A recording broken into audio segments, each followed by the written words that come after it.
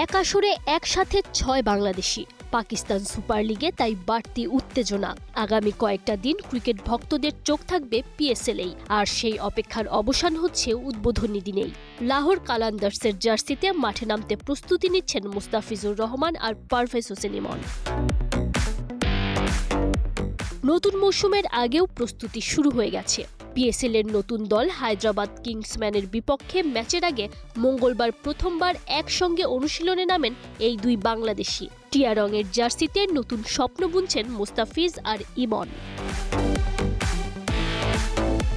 ইমনের জন্য এটা একেবারেই নতুন মঞ্চ। প্রথমবারের মতো ডাক পেয়েছেন ফ্র্যাঞ্চাইজি ক্রিকেটের বড় আসরে, তাও আবার বর্তমান চ্যাম্পিয়ন দলে। অন্যদিকে মুস্তাফিজের জন্য লাহোর যেন পুরনো ঠিকানা।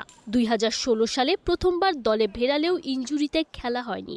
এরপর ২০১৮ সালে একই দলের হয়ে খেলেছিলেন, ৫ ম্যাচে নিয়েছিলেন ৪ উইকেট।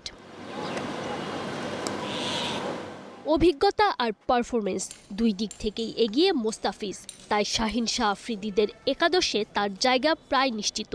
তবে নজর থাকবে ইমনের দিকে। ফাখর জামানের সাথে ওপেনিংয়ে নামেন নাকি টপ অর্ডারে অন্য কোনো ভূমিকায় দেখা যাবে, সেই প্রশ্নের উত্তর মিলবে বৃহস্পতিবার হোম ভেন্যু লাহোরে রাত ৮টার ম্যাচে। আইপিএল থেকে বাদ পড়ার পর ৮ বছর পর আবারও পিএসএলে ফেরা মুস্তাফিজের জন্য বড় সুযোগ, আর ইমনের জন্য এটাই নিজেকে প্রমাণ করার মঞ্চ।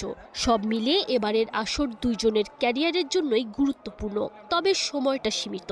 ইমন এনওসি পেয়েছেন ২১ এপ্রিল পর্যন্ত, আর মুস্তাফিজ খেলবেন ২ ধাপে, ২৬ মার্চ থেকে ১২ এপ্রিল, আবার ২৪ এপ্রিল থেকে ৩ মে পর্যন্ত। Tanzim Oishi, Star news.